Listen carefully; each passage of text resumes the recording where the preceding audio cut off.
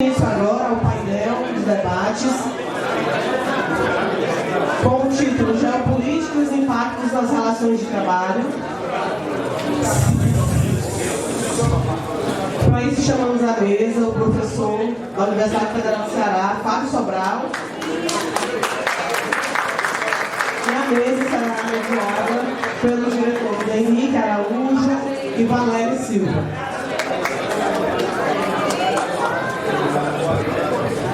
Bom dia a todos.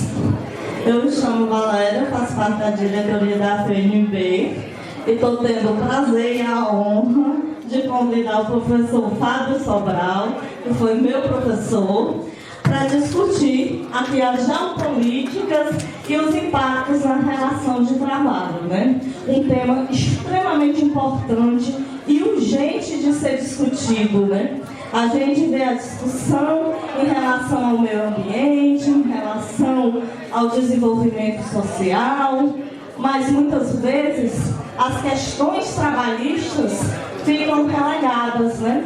E a gente esquece que são os trabalhadores que produzem a riqueza do nosso país, que são os trabalhadores que estão lá no dia a dia, que somos nós os responsáveis pela riqueza, pelo desenvolvimento do país. E precisamos cuidar dos trabalhadores e cuidar das relações de trabalho que a gente quer ter. Então é urgente que a gente defina quais são as relações de trabalho que a gente quer ter hoje, que a gente quer deixar para os nossos filhos, né? Para as próximas gerações. A gente está vendo toda essa questão da terceirização, da uberização, da precarização do trabalho, e a gente precisa decidir hoje, não amanhã, não semana que vem, não mês que vem, agora. Quais são as relações de trabalho que a gente quer ter? Quais são as relações de trabalho que a gente quer deixar para as futuras gerações? E assim a gente tem o prazer de passar a palavra ao professor Fábio Sobral. Seja muito bem-vindo, professor.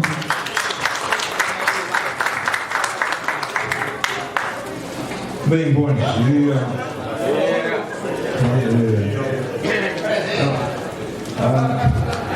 É um prazer enorme estar aqui. Agora a mesa está composta de ex-alunos e alunas. Esse aqui foi meu orientando de monografia. Um trabalho muito bonito. O Lucas está batendo ali. As fotos também foi meu aluno, né? Eu também. Também. O Roger também lá atrás. Né? Também, com muita honra. E amigos, amigas, né? O Luiz Carlos, o Alfredo, está aqui representando o governador, meu colega do departamento, fui aluno dele, né? E o deputado Renato Alzeno, um grande amigo, desde o tempo do movimento estudantil também, no Correio dos Trabalhadores, exatamente. Bem, eu fiz uma apresentação, sim, é saudar esse encontro. Eu participo dessas conferências, dessas reuniões, desde o Maranhão, eu não lembro qual foi o ano, 2011, agosto de 2011, foi onde eu conheci a linda São Luís. Não pude tomar banho no mar lá, o hotel era à beira do mar, porque me disseram que tinha tubarão, né? Não era muito bom, não.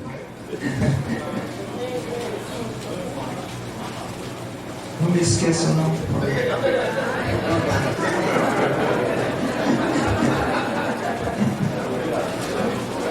Eu sou oficial de café.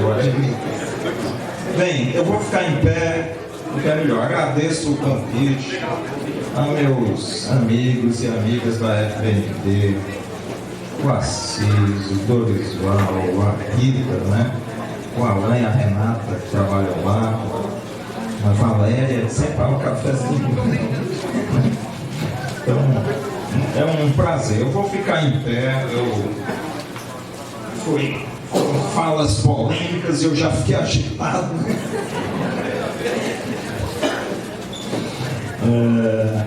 vamos em frente. Aqui nós vamos discutir a geopolítica, é um tema que eu discuto há algum tempo. Eu tenho uma leitura, às vezes, um pouco diferente, mas eu acho que nós estamos... Não, obrigado.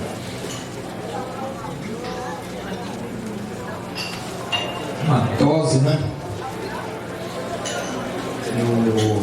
Nós vivemos um tempo de mudanças muito profundas na geopolítica. São positivas, são negativas? Nós não sabemos onde elas podem chegar, mas é um momento de mudanças muito intensas. Eu diria que uma mudança desde algo que foi estabelecido em 1908. 1908, quando um geógrafo chamado Halford Mackinder fez uma palestra na Sociedade Geográfica Real Britânica, em frente ao Hyde Park, e ele defendeu a ideia de impedir que a Alemanha e a Rússia se aproximassem. A Rússia seria uma fonte de recursos naturais, principalmente minerais, e a Alemanha era a fonte de tecnologia. Era preciso impedir essa unidade. A guerra hoje na Ucrânia é mais ou menos isso, uma tentativa de separar a Alemanha e a Rússia. Não é bem a Ucrânia é só vamos dizer assim, um bode expiatório. Principalmente os acordos no gás barato que era vendido à Alemanha e que isso foi interrompido. Bem, então desde 1908 há uma configuração para tentar separar a Alemanha e a Rússia, né? Certo? E agora então nós estamos mudando esse tempo para onde vejamos, né? A gente sabe que era só apertar o bicho aqui, né? É isso? A superação de uma era, né? Bem, aqui eu estudei Macroeconomia 2, meu querido amigo Alfredo, né? E a Macroeconomia 2, além do Kalec, que ele trabalhou, um grande economista polonês, tem o Hyman Minsky, né? O Hyman Minsky dizia, ele escreveu um livro chamado Estabilizando uma Economia Instável. A economia capitalista é naturalmente instável. Ela tende à instabilidade em todos os momentos. Ela vai de momentos de crise até momentos de ascensão. E o Hyman Minsky dizia assim: quando está na ascensão, você sabe que vai vir uma crise. É inevitável. Certo? É inevitável. E ele dizia mais, ele dizia que, na verdade, o capitalismo não existe sem o Estado. Eu concordo com ele. O Estado é o estabilizador do capitalismo. Ao contrário do que se diz, de que o Estado atrapalha o capital, o Estado é o estabilizador do capitalismo. Certo? É um elemento, vamos dizer assim, de sustentação do capitalismo. E não é de hoje. É preciso pensar no mercantilismo, nas grandes navegações, no colonialismo, no imperialismo. O Estado sempre foi o elemento que garantia a existência do capital. Então a existência do capital não é natural. Ela é fruto de uma ação do Estado para mantê-lo. Certo? Ação do Estado para mantê-lo. Bem, eu queria pedir um favor. Eu queria falar naquele microfone. Esse tem eco e eu fico assim me ouvindo. Eu já convivo comigo o dia todo. E é um negócio, não é muito bom, eu digo. Né? Fica falando sozinho, né?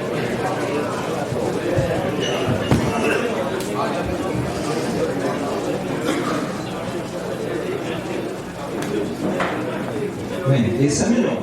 Porque como eu disse, é difícil conviver comigo o dia todo. Né? Ainda me ouvir. Bem, então, nós temos um capitalismo atualmente instável. As pessoas pensam que a Inglaterra venceu industrialmente porque era mais produtiva. Eu digo que é o contrário, ela se tornou mais produtiva porque ela esmagou a concorrência por meio das armas. Existe um autor hindu, depois eu prometi a Renata, aos diretores da FNB, fiz essa apresentação estará disponível para vocês.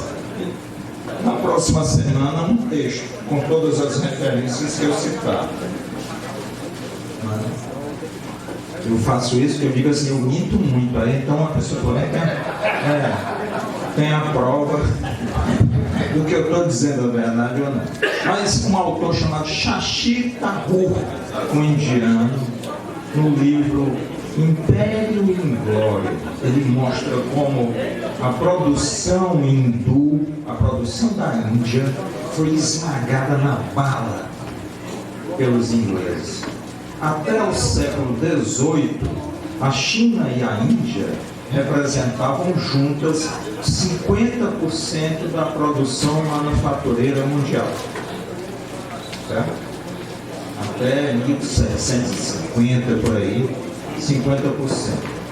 Então a gente percebe que isso durante pelo menos 1.500 anos.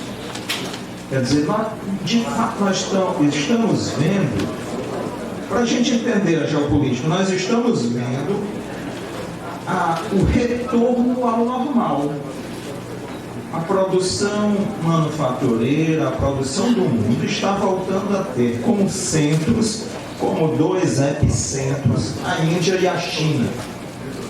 Houve um pequeno desvio ocidental de 500 anos. Mas é quase que o retorno a esse estado histórico normal. Entende? É uma tendência muito, muito forte que isso ocorra. Que ocorra essa concentração de novo na Índia e na China. Né? E eu diria mais, que vai surpreender vocês, na Pérsia, que é o Irã. Sempre foram grandes polos produtivos mundiais. Então, a China assinou um acordo de 25 anos de industrialização do Irã. Nós veremos nos próximos anos, nos próximos 10, 20 anos, nós veremos uma nova potência industrial surgindo, que será o Irã. Ele já é uma potência tecnológica, com capacidade em várias áreas, principalmente nas áreas bélicas. Eu não vou descrever os detalhes, mas o Irã se tornará essa grande potência industrial, e aquela região da Ásia Central vai voltar a ser o que era. Na verdade, ela foi uma grande potência naquele centro asiático. A gente tende a imaginar aquilo como uma região seca, né? Mas é uma região muito fértil. Muito fértil. Na verdade, a grande destruição naquele período ali, naquela região, foi feita pelo Império Mongol, por Gengis Khan. O Gengis Khan ficou preso numa cidade que tinha 1.200.000 habitantes, 1.250 por aí. Imagina a cidade, ela tinha 10 gigantescas bibliotecas públicas. Quantas bibliotecas públicas há em Fortaleza, né? 1.250 tinha. Era lá onde viveu o Malbataan, né? O matemático. Certo? Então, isso tudo foi exterminado pelo Império Mongol por uma vingança pessoal. Mas aquela região vai tender de novo a se tornar um polo central do mundo. polo central das relações de poder econômico e político no mundo. A Ásia é central. Principalmente os países do âmbito, Tajiquistão, Uzbequistão, né? Afeganistão e outros, né? Quirguistão, a gente nem sabe o nome direito, né? Então, é um novo tempo. Só que essa economia instável capitalista, como está dito ali, foi controlada por uma estrutura muito complicada, chamada corporações. São as corporações. O capitalismo ele foi construído com base em corporações comerciais, companhias das Índias, né? A gente sempre lembra desse nome. Mas as corporações foram construídas, elas dominavam as colônias, e houve 3 revoluções que desmontaram essa estrutura corporativa.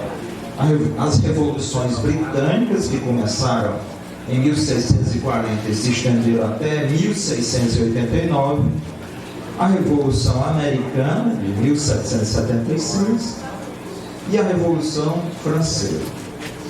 Nesses 3 países surgiu um capitalismo de ilusão, de pequenos negócios, um capitalismo de democracia burguesa, um capitalismo de legislação estabelecida.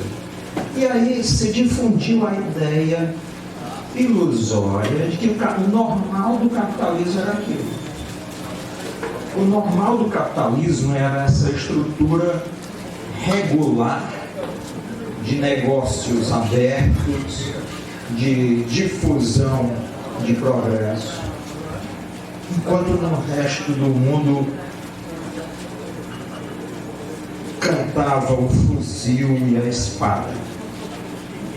O capitalismo no resto do mundo era esse banho de sangue, como dizia o grande Karl Marx, derramando lama e sangue por todos os poros. Como os hindus chamavam os ingleses, os demônios de olhos azuis.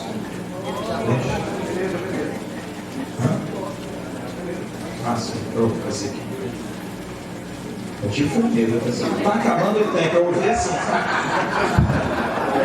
chega, deu um troço. Bem,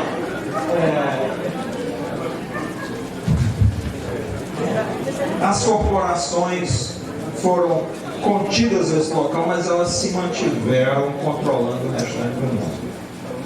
Elas estabeleceram um projeto de retorno ao poder. Em 1890, elas voltaram ao poder nos Estados Unidos, quando ganharam a Suprema Corte, o Supremo Tribunal deles, e passaram a dominar de novo a economia americana. Essas corporações se expandiram, promoveram 2 guerras mundiais, criaram novas estruturas, principalmente centrada no setor financeiro, então a importância de debater isso aqui. Hoje nós temos estruturas tão gigantes que elas são até incompreendidas. Os bancos sombra, shadow banks, que estão acima, inclusive, dos bancos normais. A mais conhecida delas é a BlackRock, mas há outras. E há uma delas, inclusive, maior do que a BlackRock. Esses bancos sombras estão para além das legislações. Essas estruturas enormes foram descritas por uma pesquisadora italiana e uma equipe, a professora Stefania Vitali. Se você digitar no Google, né, o nosso oráculo, 147 corporações, vocês vão encontrar esse trabalho. Né? 147 corporações controlam 40% do mercado mundial. Essas 147 corporações controlam as 83 mil maiores empresas do mundo. E esse controle não é só econômico, é um controle político, militar, né? Midiático, educacional. E nós enfrentamos isso, essa estrutura gigantesca.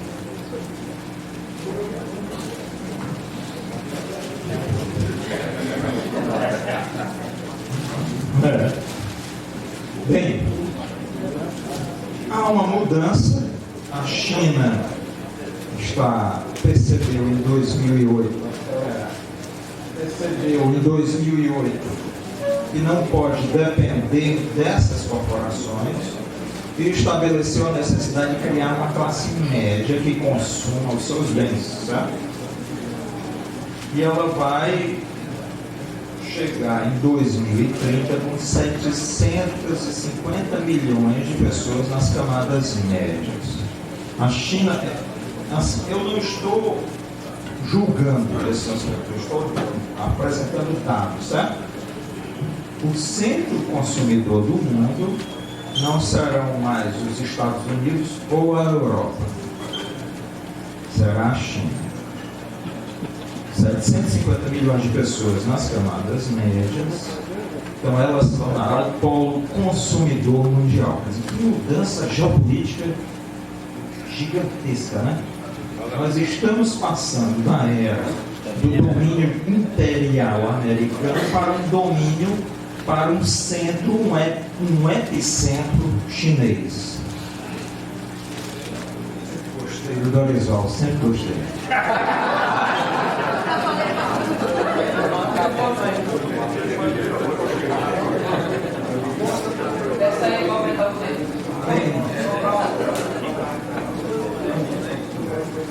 Bem,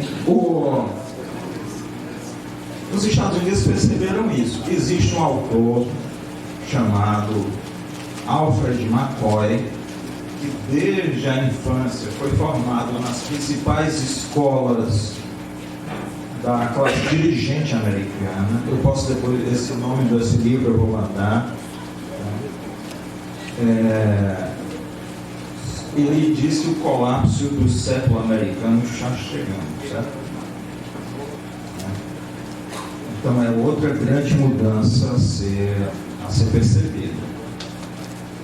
O Partido Democrata Americano percebeu essa possibilidade do colapso. Existe um site americano, a tradução é círculo, em inglês é cycle. Ele fez um estudo do voto jovem americano e o estudo dos votos americanos. O meio dos Estados Unidos é Donald Trump e está armado e pronto para se separar dos Estados Unidos, para a nova guerra de secessão, né? Que varreu os Estados Unidos em 1860 até 65. No meio oeste. E até lá em cima, até a fronteira com o Canadá. Lá é o contrário, lá é assim, todo vermelho. O vermelho é um partido republicano. Lá ele diz assim: minha bandeira jamais será azul. É mais ou menos.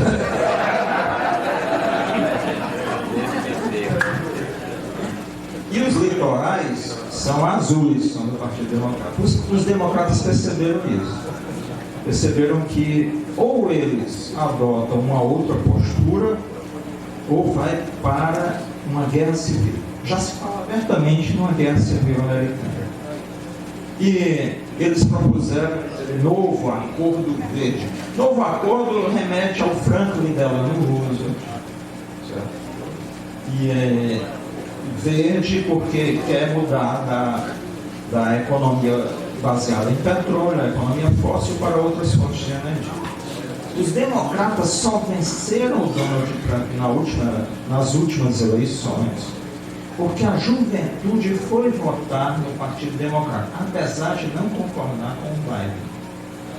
Ela foi votar contra o Trump, porque para os jovens votarem é muito difícil. Primeiro, as inscrições como eleitores são dificultadas. Não, do eleitor normal, você dificilmente aprova. Tem uma comissão que aprova se você vai ser eleitor, não. E outra, você passa num período em novembro, que está um frio danado nos Estados Unidos, né? É igual aqui em novembro, um frio danado, você passa umas 8 horas na fila. Então, mas a juventude foi votar. Foi votar e derrotou o Biden. O Biden precisa do Brasil. Derrotou o Trump. E o Biden precisa do Brasil hoje. Ele precisa do Brasil porque há dois princípios. Essa juventude só vota em alguém que tiver preocupações ambientais e contra o aquecimento global. Então ele precisa do Brasil nisso. E a segunda, essa juventude só vota se houver uma proposta econômica de relações de trabalho que sejam novas, para que ela não sobreviva perdendo as suas vidas para essas grandes corporações. Então os Estados Unidos precisam se reinventar. Serão capazes? Não sei, certo? Mas eles estão propondo isso, né? Ou vai para o espaço, vai para o buraco, certo? Não é nem para o espaço, é para o buraco mesmo, né? Bem,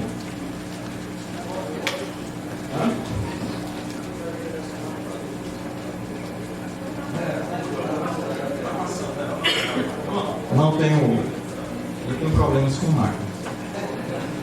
Bem, nós temos 2 tipos de capitalismo hoje então em choque no mundo. Um capitalismo, na verdade, ao longo da história do capitalismo, o capitalismo que é baseado em taxas de lucro é o seguinte: eu vendo pouco, mas cobro caro. Então a taxa de lucro é muito alta por unidade, certo? E outro capitalismo que é o de massa de lucro. Eu vendo muito e barato. E aí eu ganho no volume vendido, né? Eu digo para meus alunos, acho que o Lucas foi meu aluno, talvez em pensamento clássico, eu falando do Adam Smith, eu digo assim, ele era assim, o Adam Smith é o livro da utopia, do sonho capitalista. Ele dizendo assim, não, os pequenos negócios, né?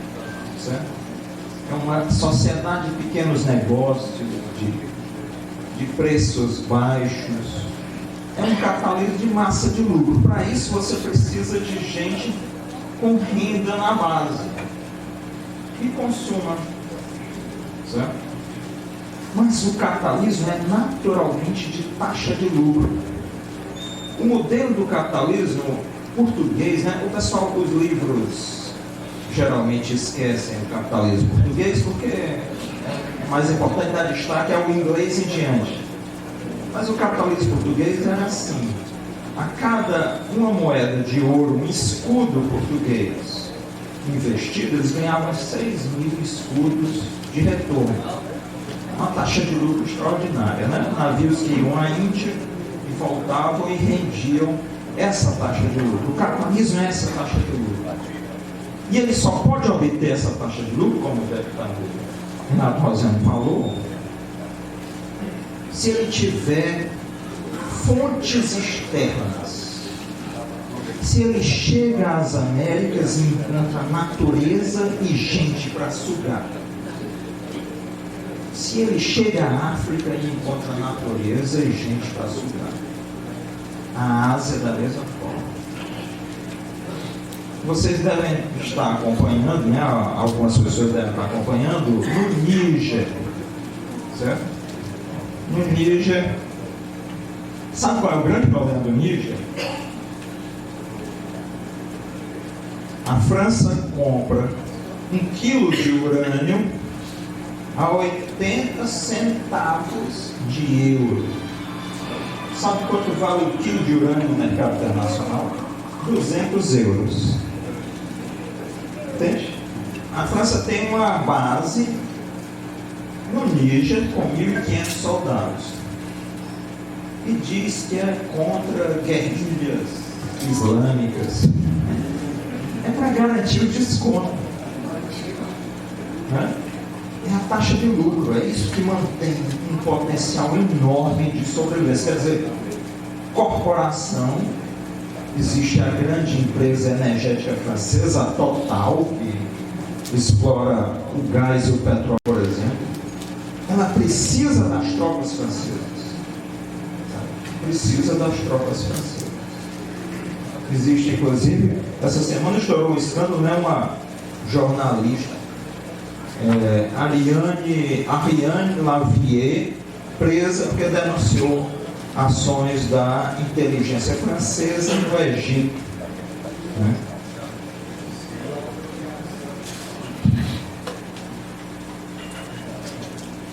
Bem, o capitalismo não funciona sem Estado e sem entradas de energia e matéria externas. Tá? Ele precisa disso, precisa desses elementos.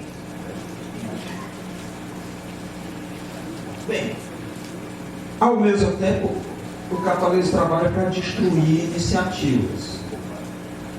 Após a Segunda Guerra, os países periféricos começaram a se desenvolver industrialmente. Meu querido amigo professor Alfredo falou do Celso Furtado, né? Celso Furtado, junto com outros autores, e principalmente com um argentino chamado Raul Preves, trabalharam a ideia de industrializar a América Latina. Essa industrialização cresceu, uma industrialização já depois nas ditaduras, uma industrialização muito ruim, porque é concentradora de renda, né? Mas essa industrialização foi crescendo. Quando chegou em 1967, mais ou menos, os Estados Unidos decidiram quebrar essas indústrias dos países periféricos. Subiram o preço do trigo. Surgiu, inclusive, a chamada Guerra do Frango entre a Europa e os Estados Unidos por causa desses preços. Um economista, Michael Hudson, no livro Superimperialismo e no livro Fratura Global, descreve esse momento. Os Estados Unidos forçaram a inflação dos alimentos. Na época, eles eram os principais produtores agrícolas do mundo. Então, eles puxaram os preços dos alimentos para cima. Com isso, os países periféricos, para se alimentar, tinham que comprar muito dos Estados Unidos, transferiam parte da sua renda para lá. Não satisfeitos, provocaram o aumento dos preços do petróleo. Muita gente acha que foi culpa da OPEP. Esses países, né,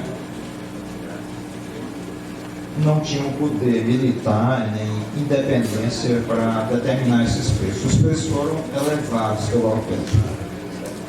A matriz era quase toda baseada em combustíveis fósseis, a matriz energética.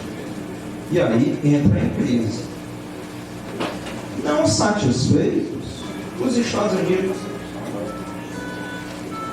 esse tempo que eu bebo café, não pode.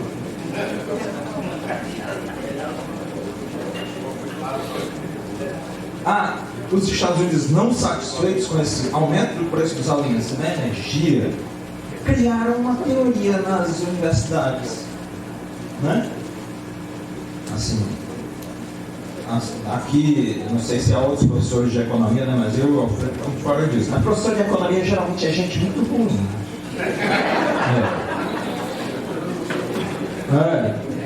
E os que estão aqui, não possam ser professores de economia, mas geralmente a gente, assim, parte com o cão. Aí eles elaboraram a teoria seguinte: o pessoal está consumindo demais, é por isso que os preços estão altos. Olha, eles subiram os preços dos alimentos e o preço do petróleo. Senão o pessoal está consumindo demais. Vamos elevar os juros. Vocês vão lembrar de alguém hoje em dia. Alguém assim num banco.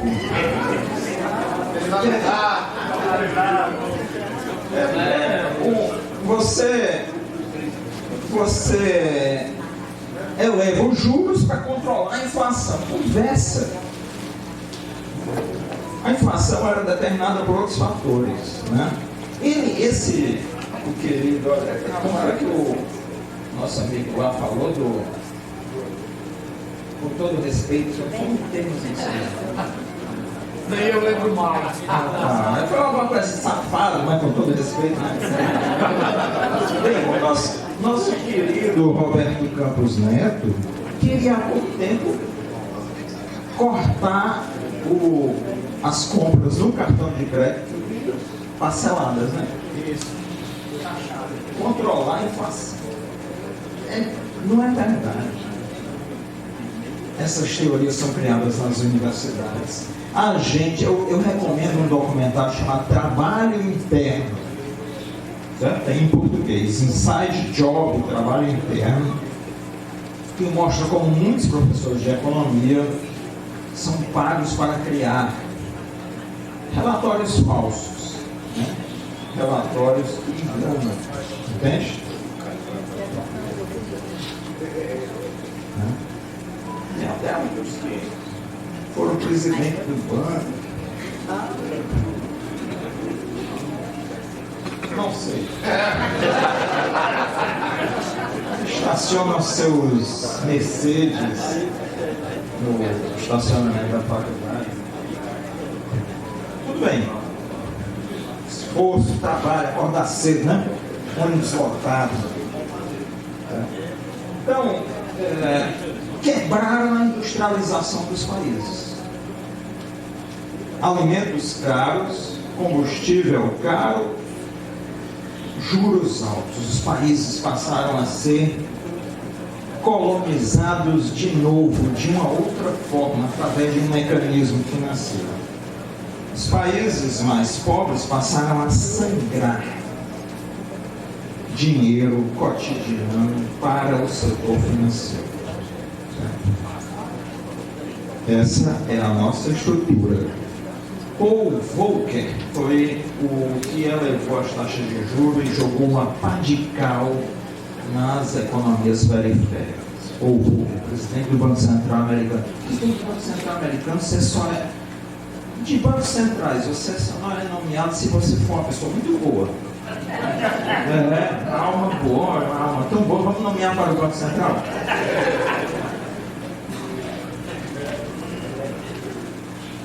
Já expliquei isso aí, né? Adiantei um pouco. A China escapou a esse mecanismo. Por quê? Geopolítica. O pessoal diz, a Coreia do Sul se desenvolveu tão bem, né, pessoal? É a educação.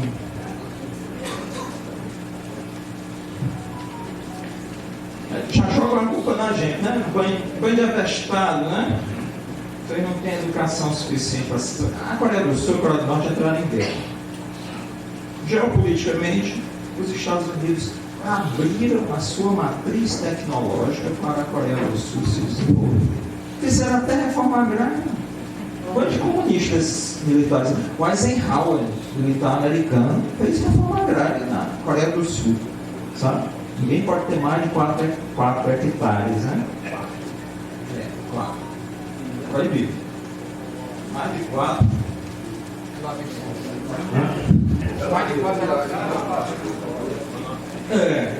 Incrível, né? Começaram a produzir soja sem ter desse jeito, né? Eu voando no centro-oeste uma vez, né? Aí você só vê aqueles enormes círculos. Você fura um poço, coloca um pivô central, coloca canos a uma altura grande, são pneus enormes, né? E os tratores movem aquilo, né? Usando a água de graça, usando o solo. E pela lei Candir, nem imposto de exportação paga. O comunista governador de Goiás, o Caiado, Ronaldo Caiado, tentou cobrar 2,5%, quase que cai, né? Quiseram derrubar o Ronaldo Caiado lá na Assembleia, fundador da UDR, União Democrática Ruralista, que já organizava milícias armadas nos anos 80, né? Mas com todo respeito, como diz Bolsonaro. Aliás, esse é um problema. O Brasil está cheio de mercenários. Mercenários. Vocês sabem que a Monsanto, que foi vendida, né? Mas a Monsanto era dona da Academy. A Academy é a maior empresa de mercenários do mundo. Uma empresa de transgênicos é dona de uma companhia de mercenários. E a gente tem visto isso. Um fazendeiro, há umas 3 semanas atrás, no Mato Grosso do Sul, ele era um empreendedor, ele plantava soja e ao mesmo tempo traficava cocaína. Você tem que diversificar os negócios, né? É tudo no campo, é pop, é agro e é pop, né? Aí tentaram prendê-lo, ele escapou e todos os seguranças dele tinham experiência de combate internacional. Todos tinham combatido na Síria, no Afeganistão, na África, né? Todos eram mercenários. Todos.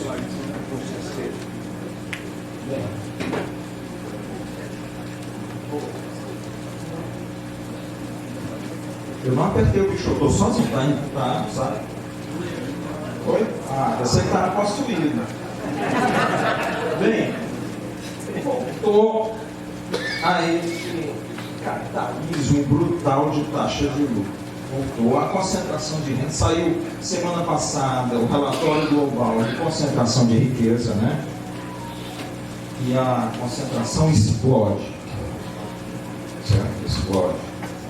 E o capitalismo entra em crise. Mas quando a gente fala o capitalismo entra em crise, parece que todo mundo entra em crise, né? A crise é localizada, a crise é de classes. Uma parte entra em crise, nós. E um setor ganha muitíssimo. Eu tenho uma bibliografia bem extensa sobre as lutas de classe. Na França, o pessoal discutindo isso, pesquisadores discutindo as camadas médias, o fim das camadas médias na França. Né? Tem um Christophe Guilly, que ele diz assim, o nome do livro principal dele é exatamente esse, o fim da classe média. O outro é A França Periférica. Existe um casal, Marguerite Pinchon e Michel Pinson, discutindo a violência dos ricos, certo? A violência dos ricos. Né? Eles vivem num mundo à parte. Eles chamam, inclusive, tem um livro chamado Os Guetos de Gotha. Gotha é uma... A gente tem um estudo marxista, só no Critical Program, mas tem uma revista de altíssimo luxo que só os bilionários leem, que é Gotha. É nem os bilionários. Bilionário é gente assim pobre, né? Então, só os bilionários leem Gotha, os guetos desse povo, desse grupo de Gotha, certo? Então, em Paris há 4 mil e poucos bilionários. Eles leem, são esse grupo que lê essa revista, né? Aí esse capitalismo brutal precisou de privatizações, né? Concentração de renda, corte de gastos públicos em certas áreas, endividamento e queda da massa salarial. O projeto desses muito ricos é voltar ao capitalismo no começo do século XIX, 1810, sabe? Há 2 descrições muito impressionantes desse período. Uma é 3, eu diria. Uma é Engels, Friedrich Engels, no livro A Situação da Classe Trabalhadora na Inglaterra. O Engels pegou essa descrição, sabe de onde? Do parlamento inglês. Havia os livros azuis que mostravam como era a vida da camada trabalhadora. Leo Huberman, História da Riqueza do Homem, e Karl Marx, principalmente no capítulo O Milagre da Multiplicação dos Minutos.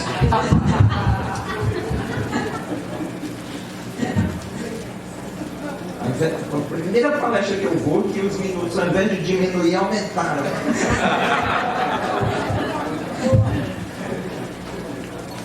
Muito grato ao meu amigo Henrique. Então, você vê como é bom, né, ex-aluno?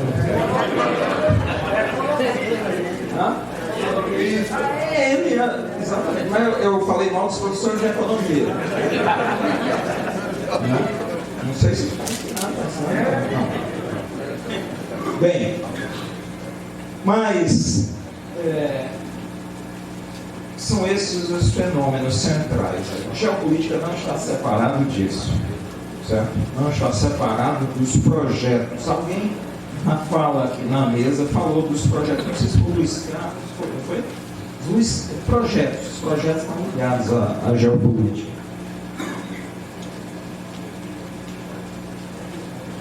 Aí muita gente se pergunta por que a China se desenvolveu.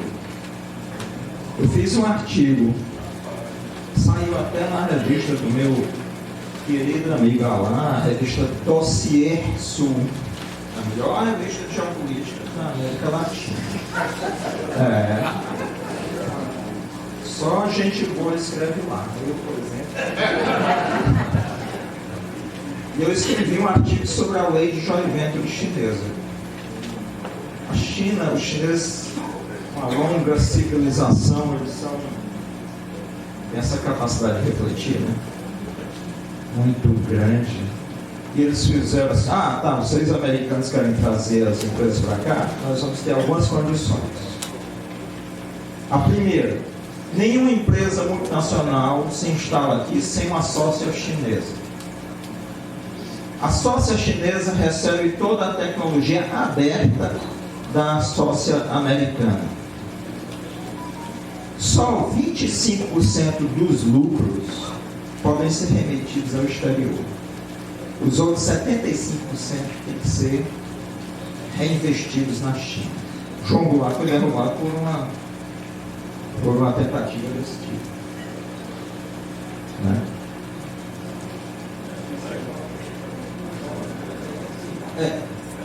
Eles deram assim, aí os americanos, tá bem, mas durante 40 anos nós não vamos disputar o mercado internacional com vocês.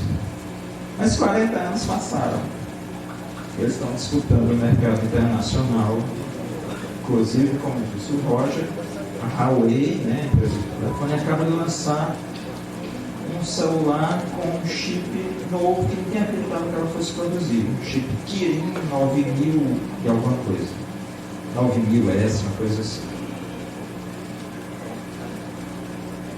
Uma tecnologia absolutamente nova, essa dos chips.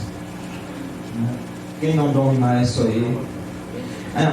A empresa mais importante do mundo hoje, se eu perguntar para os meus alunos, eles vão dizer a Apple, o Google, não, é a ASML, uma empresa holandesa. Essa empresa holandesa é a única que faz máquinas que fazem chips, certo? Máquinas de litografia. Mas a China criou uma empresa SMIC, que parece que faz as máquinas de litografia. Então essas são as duas empresas principais do mundo. As outras todas dependem delas, todas. Né? Colocaria uma empresa alemã, Zeiss, que faz lentes de altíssima definição. Também faz lentes de óculos.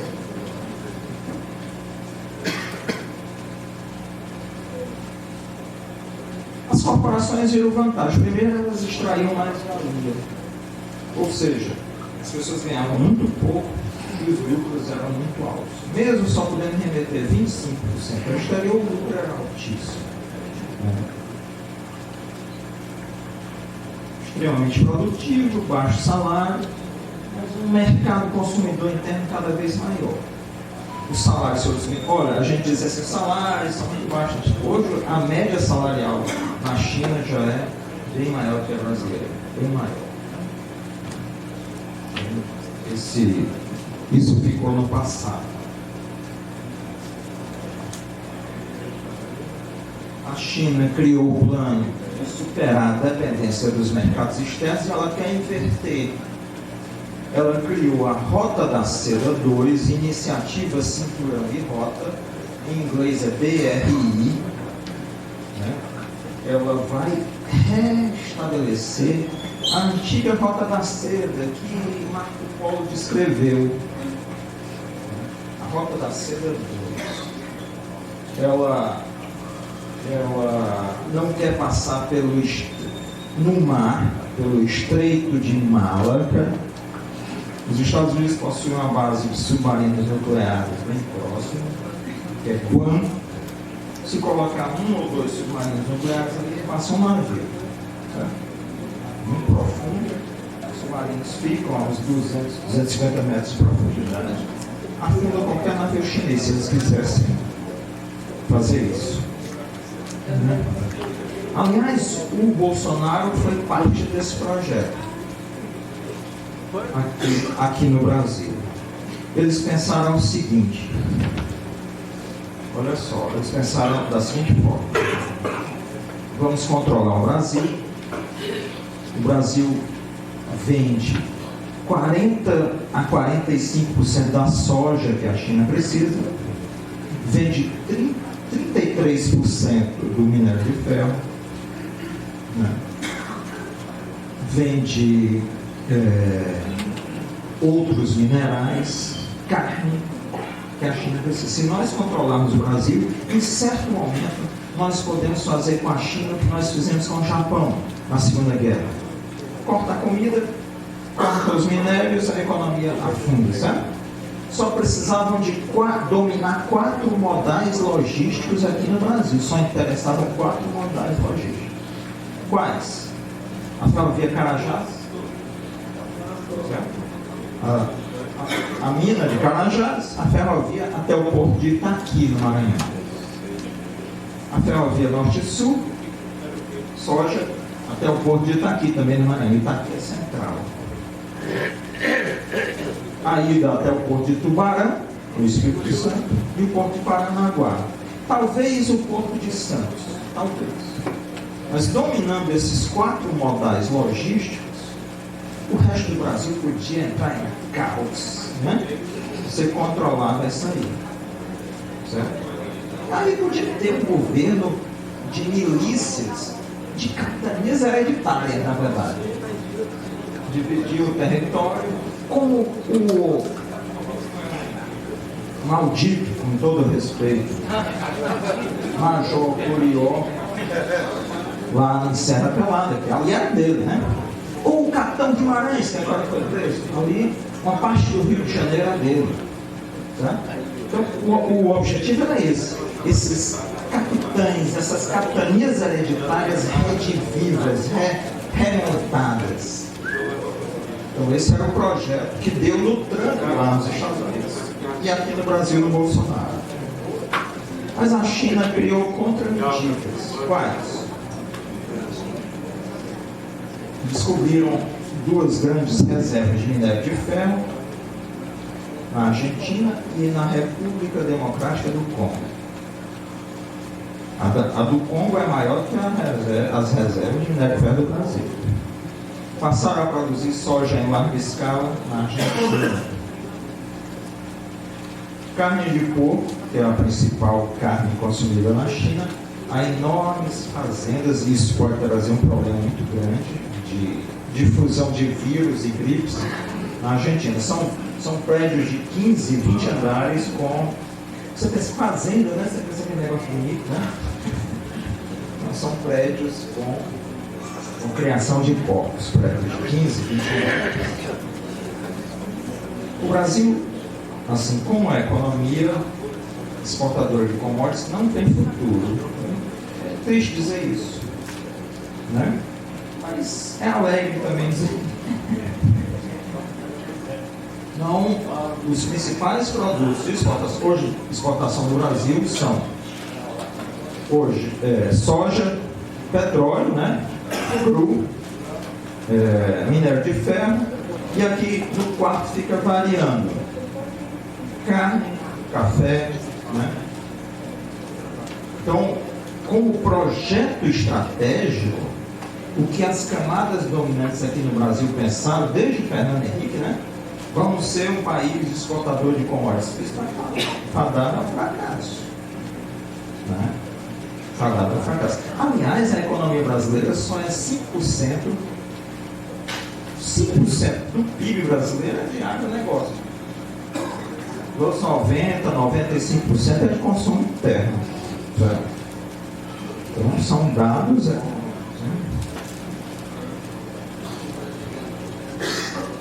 Agora diminuir. Vem.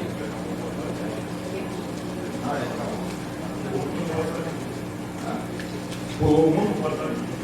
Quê? Foi. Agora foram só 30. Está surgindo um novo padrão monetário. O dólar. Existem assim trilhões de dólares voando sobre a nossa cabeça. Não caiu lá em casa. Mas existem trilhões de dólares voando.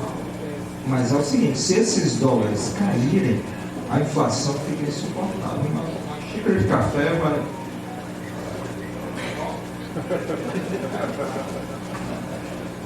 Café é um negócio. Uma xícara de café passaria a valer $1.000.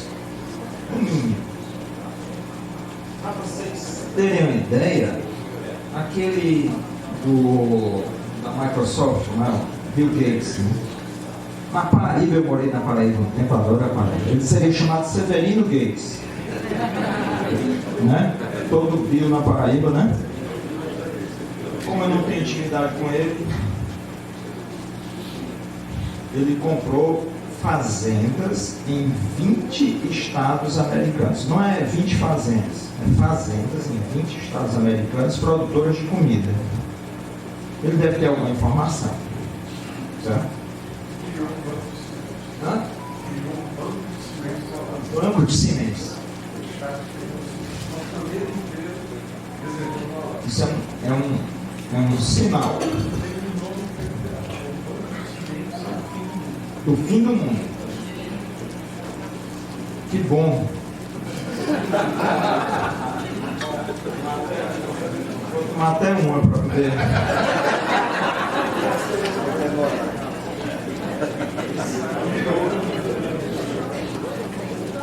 Banco de sementes do fim do mundo. Que maravilha.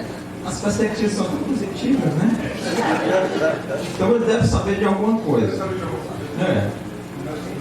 Deve saber de alguma coisa. Hoje mesmo eu vou comprar um monte de massa de milho lá para casa. Fazer cuscuz.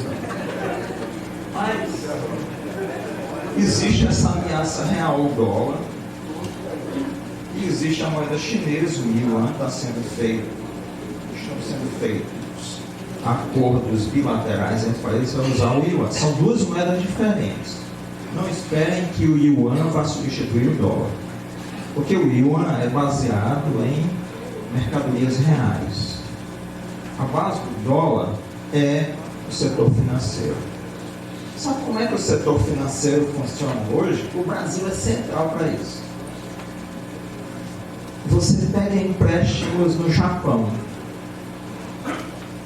Se você pegar lá 100 ienes, você só precisa pagar uns 96. Juro negativo. Aí você transforma esses ienes em dólares. E os dólares vêm ao Brasil aplicar ganhando 8% real, descontado da inflação. É uma arbitragem. Você fica arbitrando os valores. Você ganha lá e ganha aqui. Se um ministro japonês, um primeiro-ministro japonês, falar em aumentar a taxa de juros, coincidentemente ele leva um tiro. Por quê? De vez em quando um leva um tiro lá. Né? Aqui no Brasil é parte disso. Como é que ninguém fala nada? Os meus alunos dizem, professor, o senhor devia ser presidente do Banco Central. Eu não desejando coisa ruim para lá. O primeiro dia que eu entrasse, né, de manhã eu ia conhecer as instalações e tal, aí baixava um decreto logo, baixou os juros, né? Quando terminasse o expediente lá, 5 horas, né? Porque eu não ia sair assim. Às 5 horas eu saindo, eu ia na calçada com 6 tiros na nuca.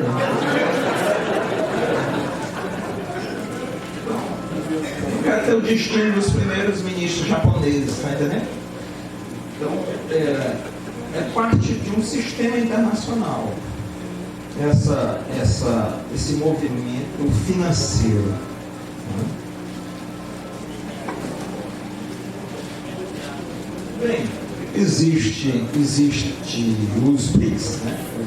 Brasil, Rússia, Índia, China, África do Sul. Agora entraram novos atores, Saudita, Argentina.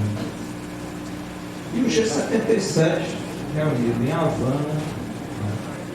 O G77 é mais ou menos como o movimento dos países não alinhados lá nos anos 60, 70, em que os Estados Unidos foram matando os presidentes, os representantes. Lá na Índia eles mataram 2 ou 3, né? Foram dando o golpe de Estado em outros locais para impedir esse movimento alternativo. Então, estão surgindo novas formas de organização geopolítica. E nós devemos. Por causa disso, invadiu o Brasil. Caso você tentou falar com isso, eu vou dizer uma coisa: você está de máscara, eu não entendi nada.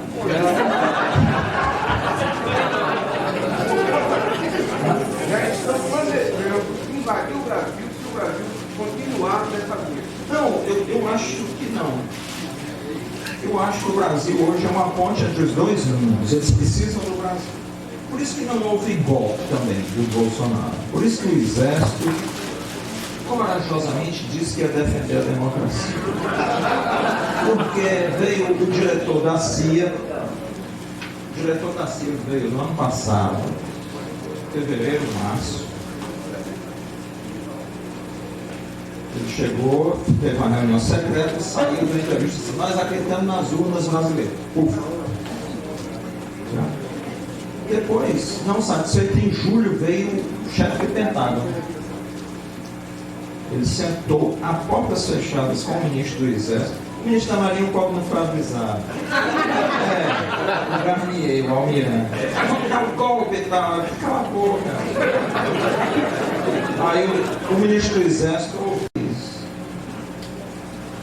E 10 entidades, 10 ou 20 entidades internacionais. Esses países esperam do Brasil uma atitude, uma resposta, sabe? Eu diria até que o Brasil poderia se tornar um financiador, não só com a ex-presidente Dilma, lá no Novo Banco de Desenvolvimento, mas próprio. O Brasil possui reservas que vão se aproximar de novo no próximo ano de 400 bilhões de dólares, né? E poderia se tornar um financiador desses países, um financiador de outro tipo, tá? Porque quando você faz financiamento internacional, você pede contrapartidas, né? Contrapartidas. O Brasil pode se tornar também, e precisa se tornar, o grande empecilho ao aquecimento global. Né? Eu, na minha infância, conheci aqui em Fortaleza, a minha infância em 1912, Fortaleza era cheia de matas, sabe?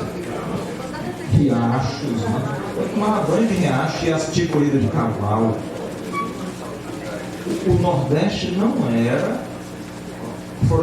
Foram 500 e tantos anos cortando. A pesquisadora Gislaine Granadi, aqui na Federal Rural do Semiárido, em Mossoró, não sei se é no campus de Mossoró, porque a UFERJ tem vários campi, né? Mas ela trabalha lá e ela mostrou que as árvores no semiárido precisam ser protegidas pelo menos 1 ano a 3 anos. Você coloca uns tubos de PVC, a raiz se estende, aí ela pode ser inserida na natureza, sabe? Mas foram cortando as árvores do Nordeste. O Nordeste foi secando, né? Escassez hídrica, secas de 7 anos, né? Aí você tem só grandes obras que beneficiam construtoras. Eu estava conversando com um amigo meu, o Assis, né? Eu disse para ele, o Assis não pode pensar só em obra hídrica, transferência de água, tem que pensar em interligar isso com iniciativas econômicas, sabe? Com reflorestamento, replantio, né? Recuperação de áreas degradadas. Segundo um cálculo que eu vi, o mundo precisa de 1,3 trilhão de árvores para estabilizar o clima. Certo? 1,3 trilhão de árvores. A gente tem que perceber outras coisas. Foi uma briga que eu tive com um pesquisador famoso lá, aqui no Brasil, que é o Antônio Nobre, né? Criou a teoria dos rios voadores. Ele diz que a Amazônia é muito antiga. Não é. A Amazônia era uma savana que as nações indígenas plantaram. Certo? Hoje, com o desmatamento, você vê inclusive estradas, né, enormes naquela região. Eles plantaram. Rondônia, inclusive, ainda é savana por conta disso, porque não tinha chegado até lá. A gente precisa replantar a floresta para estabilizar, ou a gente vai se arrebentar sem água, um calor imenso, né, sem comida. É uma questão de sobrevivência. O Brasil tem um papel nisso, certo? O Brasil tem um papel para esses países que pediram audiência com o Lula, tem um papel na estabilização da natureza, né? E um papel em apresentar uma alternativa a esse modelo social que foi construído. Fortaleza tem o terceiro maior número de bilionários do país. Relativamente, é o maior número, pega a população, né? Relativamente é o maior número de bilionários do país. Sabe como é que eles chamam essa avenida aqui? Os bilionários, os milionários e bilionários. Avenida Sudene, entre eles. Sabe? Eles chamam de subsídio. A gente até discutiu um dia lá no... Qual foi aquele sindicato? Na FETANS. Fundo de Desenvolvimento Industrial, 8 bilhões por ano. E só pagam 1,6, né?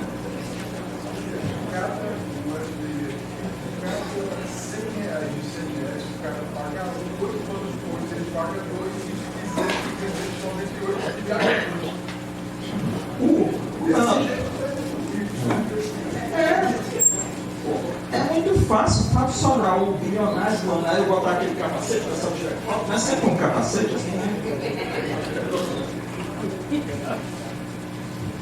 O governador Lula tentou cortar o FDI, não foi? Diminuir o FDI, rapaz, quase que derrubou ele. Foi porque até eu voltava. Não queria ser suicidado assim. Que bom, que bom. Então, esse capitalismo aqui funciona todo turbinado. O Banco Nordeste sempre tem um papel nisso. Não é um papel sempre saudável, sustentando esse sistema de cerrado que eu digo. Isso, a expulsão. Olha, o cerrado aqui no Matopiba, né? Maranhão, Tocantins, Piauí, Maria, é um projeto racista. Você tira a população local e traz. É um projeto que foi elaborado na ditadura militar, foi feito primeiro no Centro-Oeste. Eu vou pegar gente branca e coloco lá e mato índio e população local. Lá em Campo Grande, quando eu estava lá, tem um bairro, Capitão não sei o que, eu fui ver, era um cara que tinha destruído uma aldeia indígena há poucos anos, há 30 anos. O bairro era o nome dele, em homenagem a ele, pelos grandes feitos. Ele tinha matado todos os índios no local, tinha estabelecido um empreendimento imobiliário. Então, é um projeto racista, sabe? É um projeto que surgiu lá no Império. Vamos trazer gente branca para branquear a população brasileira. E no Maranhão, no Tocantins, no Piauí, na Bahia, não tem projeto. Por que as populações locais não são financiadas? Não existe agricultura no mundo que não seja financiada. Mas por que você tem que financiar o grande? Qual o tamanho do plano safra? São 320 bilhões. Certo? 320 bilhões. Os caras recebem financiamento, usam a terra, usam a água, poluem a água, poluem o solo, exportam e não pagam pela lei Candia 1 centavo de imposto. Ainda podem guardar 100% do dinheiro no exterior. Não trazem nem para o... Não, nós financiamos e o Brasil conversa. O Brasil precisa repensar os seus governos. Precisa repensar. Eu até elaborei, não sei se eu mandei para ti, eu mandei para o Alfredo, o Renato, um projeto que eu penso assim, você pega a agricultura familiar. Essa pessoa recebe financiamento por replantar a mata nativa, árvores, produzir de forma agroecológica, a produção é comprada pelo governo, isso é levado para cozinhas populares, para centros populares de cultura, na verdade. Aí ali você tem curso de música, curso de filosofia, de história, que a gente precisa, de matemática, seja o que for. As cozinhas populares fazem a gente aprender culinária, isso alimenta as pessoas, movimenta a economia local. Então, na hora de repensar outros modelos de desenvolvimento. Né? Outros modelos. Eu andei lá para Brasília, conversei com um monte de gente, né? Passei esse projeto, conversei lá com o PT, com a MST, né? Conversei com o deputado Milton Tato, né? Sabe?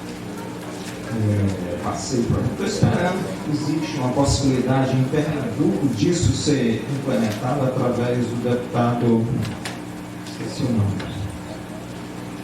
Vamos discutir dia 5, né? Lá na Universidade do Parlamento Cearense, esse projeto. Existem outras formas, o BNB precisa estar nesse debate. Não é só financiar. Esse caso das eólicas no litoral, como eu penso geopoliticamente, eu não penso. Tem os pescadores, mas é o seguinte: você tem uma plataforma eólica que é propriedade de uma empresa internacional. Embaixo é tudo petróleo, é pré-sal. Esses caras pensam longe. Na verdade, eles estão garantindo a propriedade ali para que mais adiante eles possam explorar petróleo. Sabe? O objetivo é explorar fontes de alimento. Então a gente tem que pensar. Aí tem esse é o último. Reformas necessárias, universidades. Eu tive conversando com o atual reitor da UFC, querido amigo também, Custódio, conversei com ele. Mas eu tenho um problema, o pessoal não me ouve muito não, sabe? Eu digo as coisas. Eu tenho a cara assim meio de doido, né? O pessoal da área sabe doido. A universidade precisa ser reformada. Ela é feita para os... Isso foi planejado no governo Fernando Henrique Cardoso. Ela é feita para você ter laboratórios em que um professor ou uma professora são donos, que o laboratório é meu, eu vou criar um produto, faço uma patente e crio uma empresa. É como se fosse uma incubadora de empresas. Está errado. Nós temos grandes problemas. A gente precisa criar redes assim. Alguém falou nos chips. Vamos criar uma rede nas universidades para chips, ao invés domínio de uma patente por parte de uma pessoa, isso é uma rede. Você pode até criar uma empresa. Vamos criar uma empresa estatal. Aí cria uma empresa estatal que não seja do modelo atual. Eu gosto muito das empresas estatais que existiam na Líbia. Sabe como é a empresa estatal na Líbia antes de ser derrubado o Gaddafi? Também achava lindo aquele cabelo dele. E o bigode. Mas o Gaddafi era assim, a empresa pegava o lucro e distribuía, depositava na conta das pessoas. Lucro social. Entende? Por que eu tenho que ter uma empresa estatal que dá lucro para acionistas lá na Bolsa de Valores de Nova York? Por que não é distribuído socialmente? Por quê? Os prejuízos são distribuídos. Isso. Por que tu pensa um modelo de redistribuição de riquezas? Então a universidade tem que ser repensada. Os bancos de desenvolvimento precisam ser repensados. Não financiar bilionários. Isso aí é o colapso. Nós temos aqui no Ceará 4,9 milhões de pessoas na miséria. Não é financiar atividades predatórias. Nós precisamos recompor a mata. Nós precisamos de cobertura vegetal. Isso vai reduzir a temperatura do solo, vai criar microclimas, vai plantar água. A água é plantada. E vai permitir a segurança alimentar. Vai permitir a segurança alimentar. Então, os bancos de desenvolvimento, o Banco Nordeste precisa repensar a sua atuação. A sua atuação foi pensada durante a ditadura militar para financiar grupos industriais que vêm pagar baixíssimos salários. Eu tive um aluno que fez uma monografia, ele estudando, as fábricas de calçados saíram do Rio Grande do Sul pagando em média 3 salários mínimos e vieram para o Ceará e para a Bahia pagando em média 1 salário mínimo. Então, 2 salários mínimos desapareceram da economia brasileira, né? Tem que repensar isso. Isso. Porque o empréstimo deveria ter condicionantes sociais. Sabe? Condicionantes sociais. E mudar a mentalidade governamental. Nos Estados Unidos o debate é imenso, imenso, entre as pessoas sobre... Tem uma autora que eu gosto mesmo, de Stephanie Kelton, O Mito do Déficit. Uma pesquisadora italiana, Clara Mattei, né? Como a austeridade produziu o fascismo. Genial livro, genial. Como a austeridade produziu o fascismo. Então está no momento de repensar. Se o mundo está mudando, a gente tem que achar uma saída. E senão ele não vai para uma coisa boa, não. Se não tiver caminho, não aparece do nada. Certo? Então mudar a mentalidade governamental. Como disse meu amigo lá, mudar a mentalidade conservadora dos governos. Certo? Ou não vai. É isso. Há um futuro possível, mas que precisa ser pensado. Certo? Há um futuro possível. Eu acredito no futuro. Acredito. Eu até de certa forma estou bem otimista ultimamente. Não sei se é porque meu time está bem, mas eu estou bem otimista.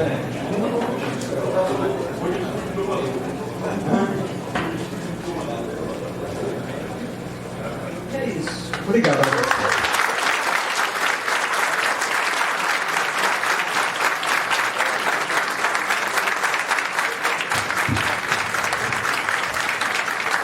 Obrigado, professor.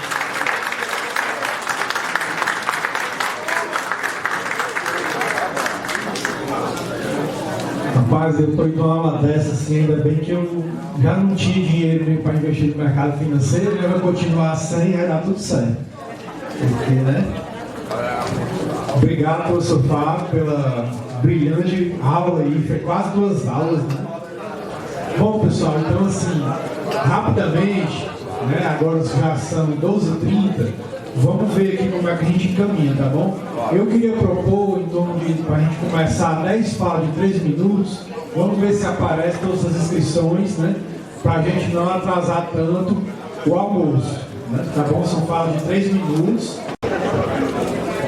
Claro. Boa tarde, pessoal. Eu gostaria de elogiar o professor. Conta aí, 10 segundos. Eu gostaria de elogiar o professor na brilhante palestra. Inclusive, é um assunto muito amplo, é mundial. É um assunto que a maioria dos seres humanos não compreende. Está naquele bolo, como você disse. Nós estamos num bolo compressor que não dá para repensar isso aí, certo? Ainda não dá. Mas a pergunta que eu faria ao professor é a seguinte: qual a geopolítica atual ideal? Quer dizer, mais ou menos ideal, né? Porque a gente não sabe o futuro, né? A pergunta que eu faria é a seguinte: qual seria uma geopolítica atual para a gente seguir? Não é? Porque a gente sozinho não consegue fazer nada. A política é toda atrelada a uma série de coisas que não dá para dizer aqui. Então a política é a mesma política, não muda. E os pequenos não têm força para mudar. Né? Então a segunda pergunta que eu faria a ele seria o seguinte: onde ficará o trabalhador, já que a geopolítica e os impactos nas relações de trabalho? Então afeta diretamente a nós, que somos trabalhadores. Quer dizer, pensamos que ainda somos trabalhadores, porque até a tecnologia está jogando nosso dinheiro para as nuvens e na internet, né? E os bancos estão botando papel zero e talvez funcionário zero também. Então não tem mais nada para fazer. For tudo pela internet, o que vai salvar para a gente? A gente tem que tirar o passo com isso. Né? Então, onde ficará o trabalhador contemporâneo se existe uma saída assim, plausível, né? Uma saída que a gente possa fazer. Né?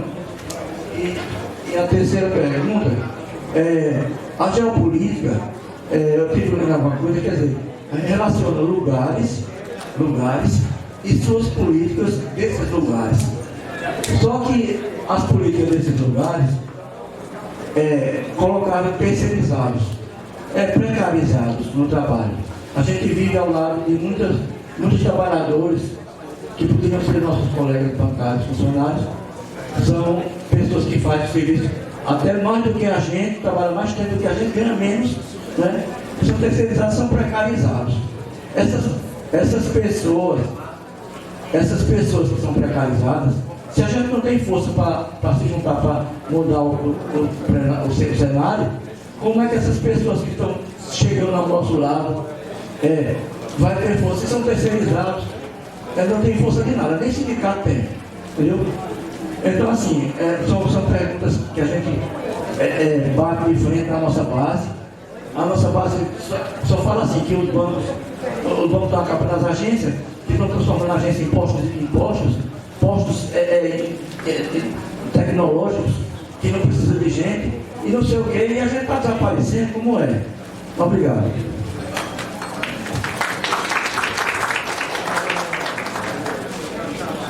Alô, próximo é o companheiro Valdemir.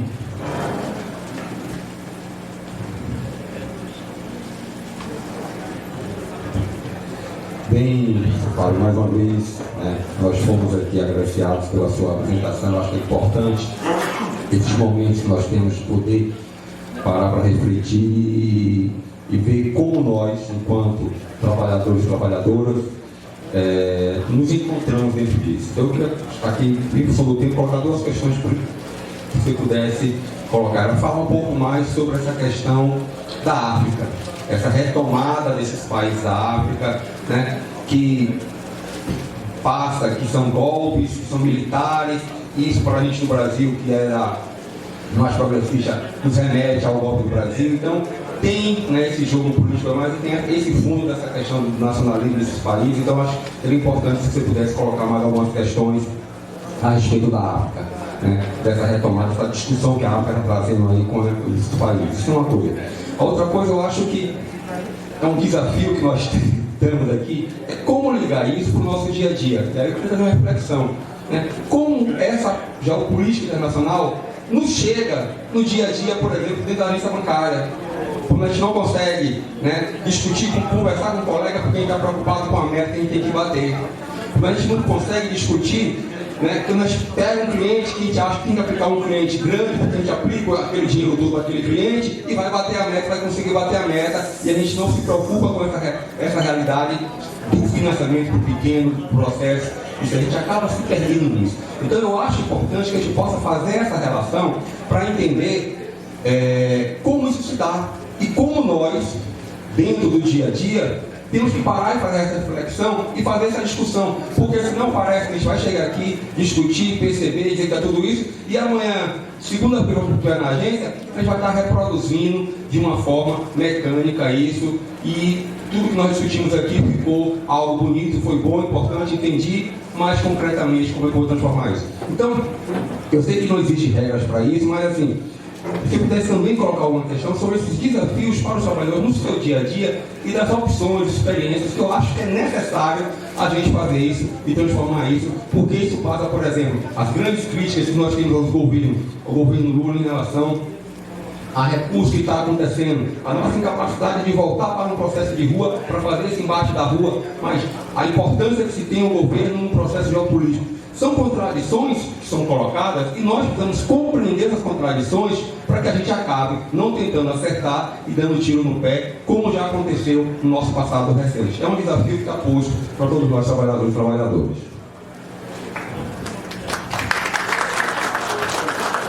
Agora, companheiro Jorge, de Maranhão, aposentado.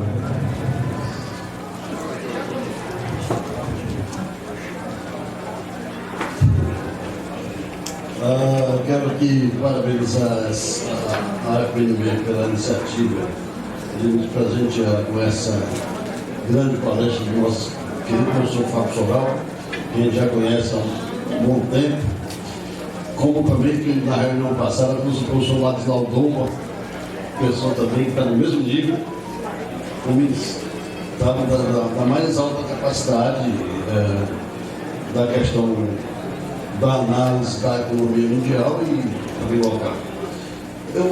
Existe uma verdade construída pelo capital e referendada, canonizada pela grande mídia de forma esmagadora, de que o socialismo e sua política de cuidado com as pessoas não funcionaram em lugar algum. E diz assim: vem sempre aí de Cuba, Venezuela, e na Coreia do Norte, etc. Tal, dizem assim. E a grande massa concorda com isso automaticamente, sem nenhum filtro. Não é? Existe essa grande verdade construída no meio da sociedade.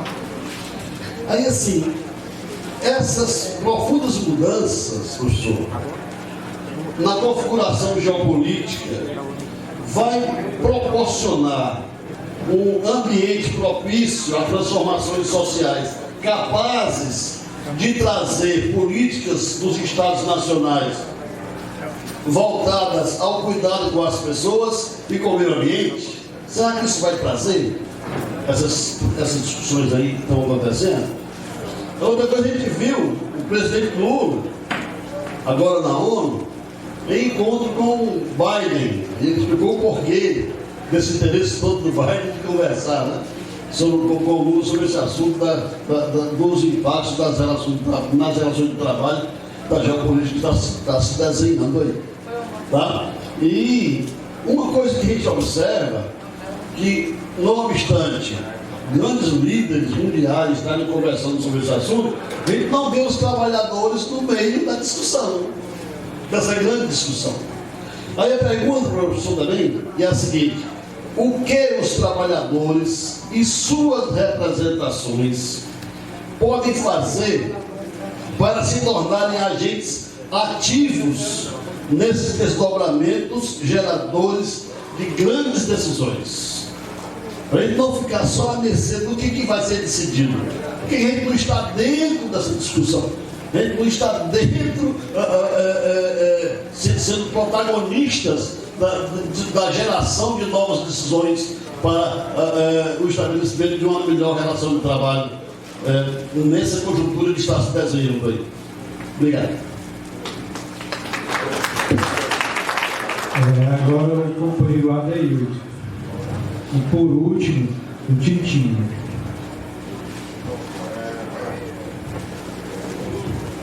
Bom dia a todos e a todas. Eu sou o poeta do BND, para quem não me conhece ainda. E a pergunta, professor Fábio, eu atentamente lhe ouvindo, como o senhor é sabedor de tanta informação, até, por que não dizer, muito particular desses bilionários, milionários, né? E ao ponto de saber que essa Avenida Beira-Mar tem esse nome, né?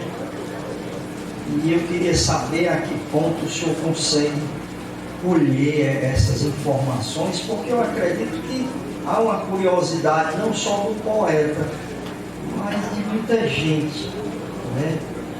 Mas eu não tenho raiva de economista, pelo contrário, eu sou amigo de economista e de historiador. Então, para que fique bem esclarecedor, como o senhor consegue, né, trazer essas informações tão confidentes, até seria no meio deles, de que maneira o senhor transmite para os seus alunos isso, até em tom de brincadeira, e isso nos tornou bem menos cansativo, né? E parabenizá-lo pela riqueza de informações que eu tomei conhecimento agora. Meu muito obrigado pela oportunidade. E eu tenho um poema, mas eu vou dizer depois, baseado no professor Rosendo, que eu vou dedicar e a todos e a ele. Antes de terminar esse evento, com certeza eu vou ter essa oportunidade. Muito obrigado. Tintim, por favor, nosso último inscrito. Em seguida a gente vai para as considerações finais do professor Fábio.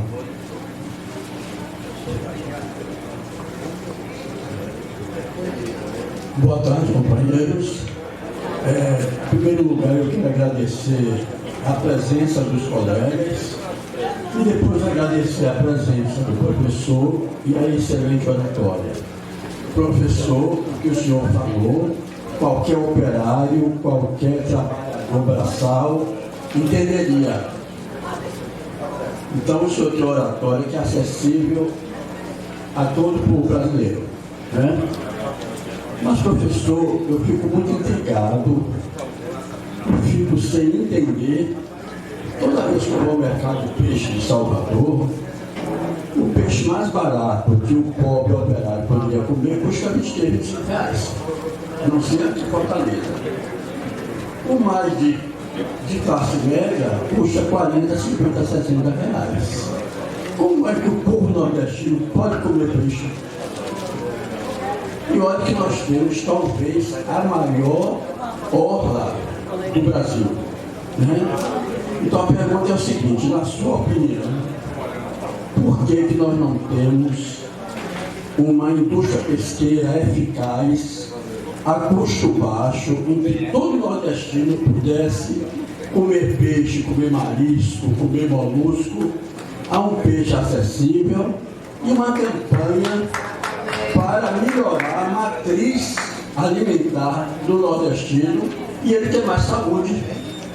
Porque hoje ele não pode nem chegar numa UPA que é uma fila, né? À tarde ele passa uma tarde inteira, um dia inteiro para receber um atendimento de má qualidade, né? Que é o povo que não se alimenta bem, fica doente. E fica doente, o pobre vai para a UPA. E é na UPA que ele perde tempo, passa o remédio dos casos que ele não pode comprar, e ele fica esperando que o tempo por aquela doença, porque não pode comprar o remédio. Viu? Tá bom. Obrigado. Obrigado, Titinho. Agora é o Kennedy, em seguida a Luísa. Kennedy.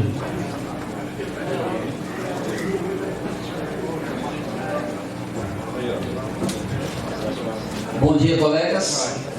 É um prazer imensurável participar da 70ª reunião do Conselho de Representantes da FPB. Parabenizar a Rita Josina aí, sempre brilhantemente coordena, nossa presidente e presidenta, e dizer que o tema realmente geopolítica e os impactos das relações de trabalho foi de excelente escolha. Professor, eu vou pedir máxima venha aí a sua pessoa, em respeito, logicamente, Dr. Fábio Maia Sobral. Eu sou advogado, talvez seja um defeito meu, de levantar algumas questões até um tanto contraditórias, Vossa Senhoria vai entender. Baseado naquela premissa, logicamente, que duas premissas. A primeira é que nada depõe mais contra uma teoria do que a sua execuibilidade, ou seja, colocada em prática, a do ensaísta austríaco Klaus Krauss. E a outra é que por ser entregou com a mão. Agora a Luísa é a última inscrita, tá bom, pessoal? Em seguida a gente vai para os comentários finais. Atenção, pessoal, também para a gente acabar. Luísa, por favor. Silêncio, pessoal. Garante a fala aí. Boa tarde a todos e a todas. Eu gostaria de perguntar ao doutor Fábio Sobral, eu até escrevi a pergunta, como ele vê o futuro do crescimento do empreendimento individual e sua correlação com o aumento de empregos e consequência, notadamente as pertinentes aposentadorias. E também, quais as expectativas de manutenção de empregos diante da concorrência que se anuncia e da substituição do trabalho humano diante do avanço da IA, inteligência artificial.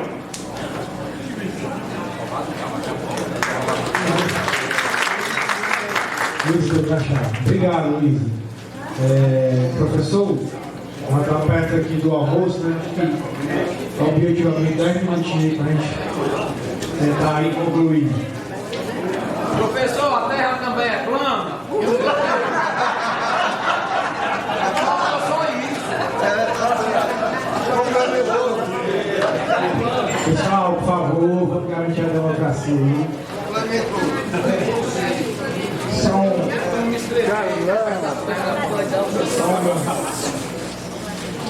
perguntas que valem outras são tarefas. Exatamente. Mas vou tentar resumir algumas respostas. Pessoal, nas minhas palestras são perguntas, sim, né? Faltou uma que eu senti falta, qual é o sentido da vida?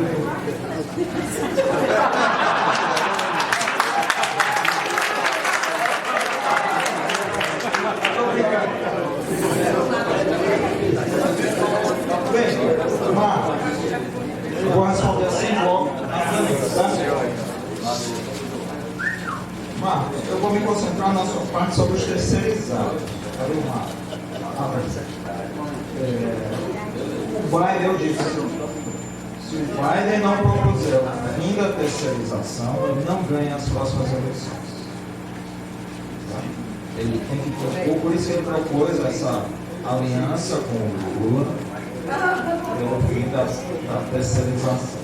Mas vai conseguir, não sei, eu só sei que é uma condição com essa juventude americana, acredita nele, ou ele perde as eleições para ter aumentado o seu apoio. Né? Então, eu não posso garantir o que vai ocorrer. Não sei o que está sendo proposto hoje. Né?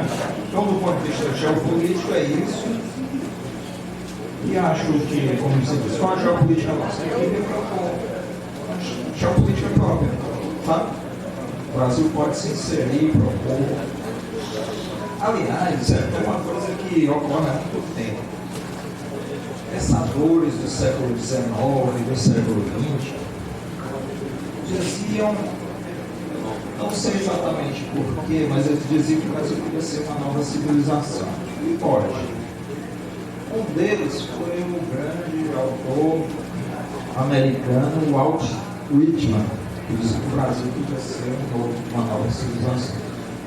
E depois o grande gigantesco escritor, talvez um dos maiores escritores americanos. Eu gosto muito do John Steinbeck, que escreveu As Vinhas da Ira. Mas Walt Whitman, e na Índia, um grande escritor também que eu gosto, Rabindranath Tagore. Tagore dizia que o Brasil era uma nova civilização. Eu acho que a gente está na hora de a gente começar a acreditar nisso. Formular novos preceitos, abandonar os preceitos antigos, sabe? Os preceitos imperialistas, né? Constituição e tal. Bem, é isso, assim, respondendo rapidamente. Valdemir, sobre a África. A África vai ser uma expansão enorme, industrial, comercial. É 1 bilhão e 300 milhões de pessoas. Grande parte das reservas minerais do mundo. Então a África, se ela conseguir escapar do colonialismo, e tem conseguido, ela vai ter um salto muito grande, sabe? Aí você falou sobre o cotidiano do BNB. Realmente, o BNB precisa repensar seus rumos. Não dá mais para seguir os rumos que foram estabelecidos no planejamento da ditadura militar. E depois no planejamento do governo Fernando Henrique, do Mário Queiroz, o saudoso Mário Queiroz. Uma pessoa tão boa. Então é preciso repensar isso. O cotidiano, inclusive, as práticas, as metas, o que são essas metas, porque é tudo baseado na perspectiva do não governador. Todos. O Jorge, cadê o Jorge?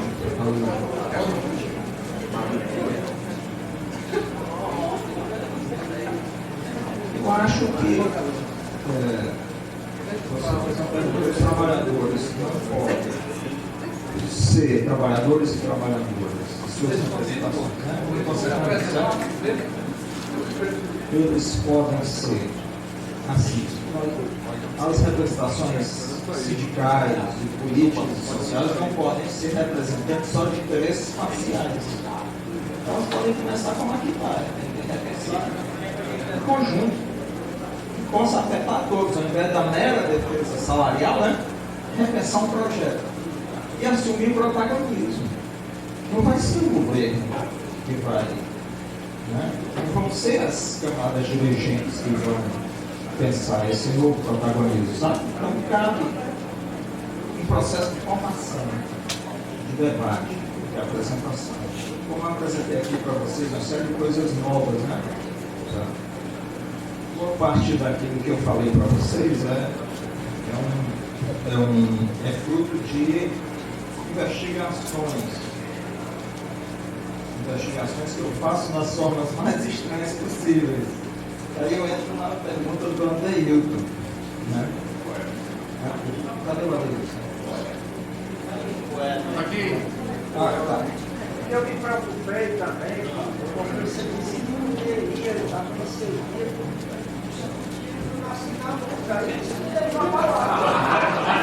Não, mas aí eu faço uma proposta para a FNB. Se eu amanhecer com 5 tiros assim, suicidado. A minha proposta é que eu tenho gravado a reunião lá em cima, mas você envolve o meu nome. Sala Fábio Sobral.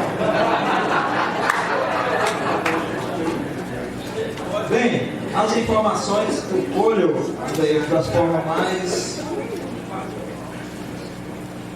dos jornais internacionais, do lado chinês e russo, do lado americano, e fico batendo nas informações, certo? É isso, eu falo, as minhas informações são todas. E também, assim, eu tenho muitas amizades estranhas. Mas nunca foi no centrão, não. Aí eu conheço o Charlotão, eu conheço um cara que lá no dia, lá não deixa um dinheiro bem limpinho. É a lavanderia do Estado. Ele está falando isso com você. Sabe qual é a melhor lavanderia do Estado? Que eu não vou dizer onde é. É um restaurante. Um restaurante. Aí é assim, mas lá o dinheiro do tráfico. Né? Um dinheiro honesto, um dinheiro desonesto, mas não tão desonesto. Só para não pagar imposto de renda. Aí entra lá, você come um prato que vale 50 reais, aí entra na contabilidade com os seus 300. É uma bolsa de é quase um homo. E eles me contam essas coisas, eles gostam de conversar, esse pessoal gosta de conversar. Eu gosto de ouvir. Bem, Titila estava fazendo um negócio, às vezes falha, sobre o preço dos alimentos. Eu tenho um relatório que está num livro de um autor chamado William Ingersoll, Os Deuses do Dinheiro. Aí ele pega um relatório de um banco inglês para os seus clientes em 1860.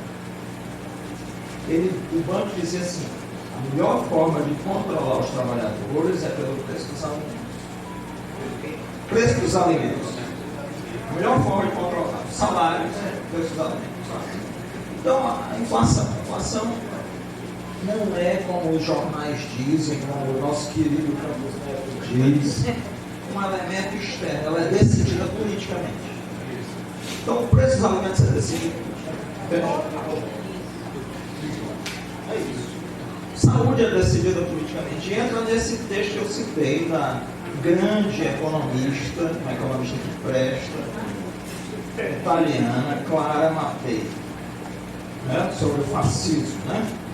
Certo? Como a austeridade produziu fascismo. Entende? Bem, o pesquisador Antônio Nobre diz o seguinte, ele diz o contrário, ele diz que a floresta produz a chuva. A floresta produz a chuva. Era, anteriormente, se você colocar, como eu tenho assim, se você colocar, como é que a floresta vai nascer? Você coloca assim no Google, pode colocar aí agora, a Amazônia foi plantada. Aí vai aparecer diversos artigos de especialistas dizendo que as nações indígenas foram plantando. Aí tem o seguinte, eu vou explicar rapidamente. É assim, Antártida. Antártida. Da Antártida sai uma corrente oceânica chamada, que vai chegar na África, passa a se chamar corrente do Golfo de Benguela. Aí não tem aquela parte assim da África que faz uma curva de onde o Brasil saiu? Ela bate ali e vem para bater aqui em João Pessoa, no Cabedelo. Bate ali, a corrente bate ali, se divide e sobe aqui pelo Ceará, pelo Rio Grande do Norte, pelo Ceará. Eu acompanho, eu tenho umas coisas meio de doido, assim, eu acompanho o mapa de nuvens. Eu acompanho o satélite de nuvens. Passa uma corrente enorme de nuvens aqui em frente ao Rio Grande do Norte, ao Ceará, em direção a zona de convergência intertropical. Sai em direção ao Caribe. Só que quando ela chega na Amazônia, ela começa a entrar no ar. Ela dobra. E ninguém sabia por que ela dobrava. Aí a floresta, eles foram plantando, a floresta vai crescendo. A chamada terra preta de índio, eles fizeram, não se sabe até como até hoje, na Ilha do Marajó é muito típica, eles criaram um solo que não é local, um solo extremamente fértil que permitiu essas árvores crescerem. As árvores foram crescendo, a floresta foi se expandindo. Com algum colapso das nações indígenas antes da chegada dos europeus, as plantações diminuíram e a floresta ocupou os lugares, certo? Tanto que existem, em certos lugares, uma presença muito grande de certo tipo de árvore. Não é natural você ter uma concentração de um tipo de árvore só. Então ali entrou, chove, cada árvore grande daquela recebe a chuva, faz a água do sol subir, cada árvore faz 500 litros de água subirem por dentro dela e ela evapora, só que evapora mais pesada por causa da seiva da árvore Aí ela vai, bate nos anos, se volta e cria os chamados rios voadores. E sem eles, o sudeste seria um deserto, o centro-oeste, o norte da Argentina, o Paraguai e o Uruguai. Se você pegar aqui São Paulo e fizer uma linha assim, você vai chegar no deserto do Kalahari na África. Se você continuar a linha, você chega no deserto da Austrália. Por que aqui não é deserto? Por causa da Amazônia.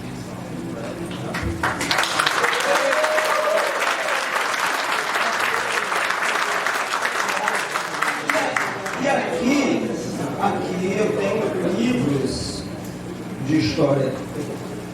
É uma pena, eu perdi esse livro em alguma mudança. Era um livro do século XIX de história.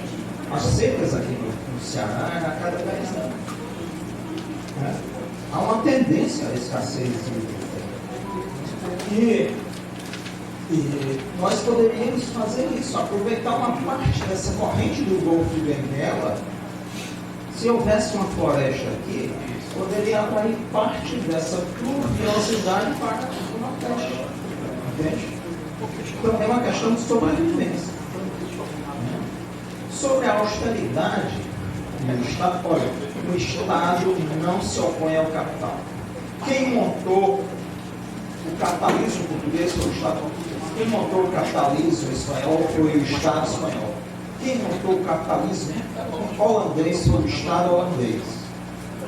E quem montou o capitalismo inglês? O Estado inglês. Invadindo esses países, o capitalismo chegava na marioneta por trás de outros negócios. Como eu disse, 25% da produção manufatureira do mundo era na Índia, 25% foi na China, 50%. O que é que a Inglaterra faz? 1756, conquista a Índia, massacra, e em 1840, a Guerra do Ópio, conquista a China. Então, o Estado nunca foi algo estranho ao capital. O capital não sobrevive sem Estado. Não existe capitalismo sem Estado. Não existe. É como aqui, na Avenida Sudene, esses caras sobrevivem por causa do Estado. Bem,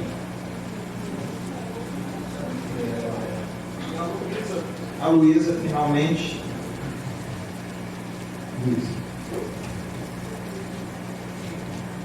sobre o empreendimento individual. Eu acho que é importante a gente pensar, vamos dizer assim, o nome empreendedorismo, porque o pessoal criou uma panaceia do empreendedor individual, né? Como se ele não dependesse da macroeconomia. Eu vendo uma senhora dona de restaurante disse, não, sou eu e Deus. Eu disse, aí Deus vai almoçar lá no seu restaurante? Certo? Se você tem uma renda distribuída, conversando com os caras do Uber também, né? Se houvesse uma renda distribuída, você tinha mais clientes, né? Olha, eu perguntando, eu conversando com os motoristas do Uber, é uma corrida de R$17, 7, às vezes 7, às vezes mais, vai para a plataforma. Então, é um nível de exploração muito grande. Assim, eu muitas vezes já acontece uma história, né? Que é, a gente vivia super bem, a família, quando eu era pequeno, sabe? Meu pai trabalhava no governo federal, aí veio a ditadura e foi demitido. A ditadura demitiu meu pai, então a gente empobreceu. Empobreceu, ele virou até depois ele passou no concurso da Receita Federal, a gente recuperou, mas quando foi permitido ele fazer concurso de novo, sabe? Mas ele virou vendedor de porta em porta, não era costureira. Costureira que a gente chamava de facção, mas não era nenhuma dessas facções que existem hoje. Era costureira por peça, né? A empresa contratava. Fazia em casa. Quando ele trabalhava 14, 16 horas na máquina lá. Né? E o empreendedor individual é isso. Não é novo. Né? Você precisa criar formas de proteção, formas de financiamento, e formas, inclusive, de financiamento a fundo perdido. Você não tem os programas de bolsa, né? Sabe? Você tinha que ter uma bolsa de controle. Você, olha só, sabe? Eu tenho um estudo do IPEA que eu vou mandar hoje para Renato. Eu disse que eu minto muito, mas não estou mentindo nisso. Um estudo do IPEA e um artigo. Eu vou mandar os dois. O estudo tem mais de 500 páginas. Na página 201, eles mostram a tabela com o Bolsa Família. Cada real gasto no Bolsa Família se transforma em R$1,78 na economia do PIB. Existe coisa mais lucrativa do que o Bolsa Família, que produz 78% de crescimento. Então, sabe, você apostar nesse processo de redistribuição de renda é extremamente positivo. Mas dá dinheiro para agora que não é.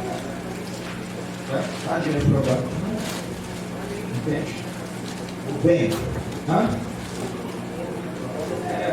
Você faz a economia circular. Você tem que apostar nesses pequenos. Circula ali. Outra coisa, você acaba, inclusive, reduzindo o impacto ambiental.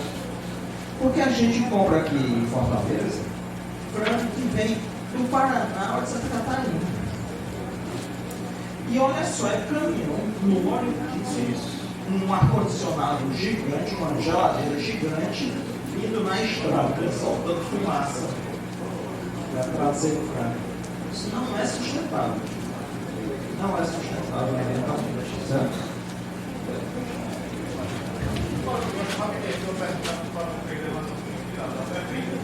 A gente está evidência aí do lançamento do real digital, né? O Drex, né? Do quê? O Drex, né? Do real digital, né? A gente sabe que o efeito do crédito aí e do mercado vem muito do efeito multiplicador da moeda. A questão do valor da economia circular. Como é que vai ficar o mercado de crédito? Assim, tem algum impacto, vai diferenciar, vai ficar nele? Porque assim, todo ano a Caixa Econômica vai acabando os recursos, porque vem sendo retirado da poupança, né? Que é o lado principal do financiamento imobiliário, e aí é o efeito multiplicador da moeda. Quando essa moeda já nasce digital, vai ter algum impacto assim, no mercado de crédito? Como é teu nome? Pablo. Pablo. Mas uma perguntinha simples, né? No final, sabe?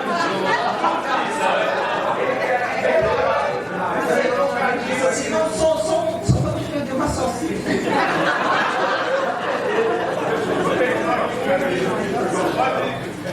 Mas, Paulo, eu digo para meus alunos assim, não existe economia, existe economia política. Aí eu coloco um verbo no meio, economia é política. O desenho das coisas é que diz como vai funcionar, entendeu? Não existem leis divinas, universais no funcionamento da economia. Existe um desenho, você pode desenhar as coisas para que elas funcionem da forma que você quer. Agora, eu não me estender muito melhor. Só para não perder o raciocínio.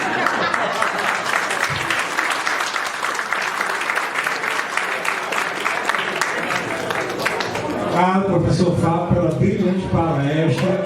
Mais uma vez foi um prazer receber esse senhor aqui.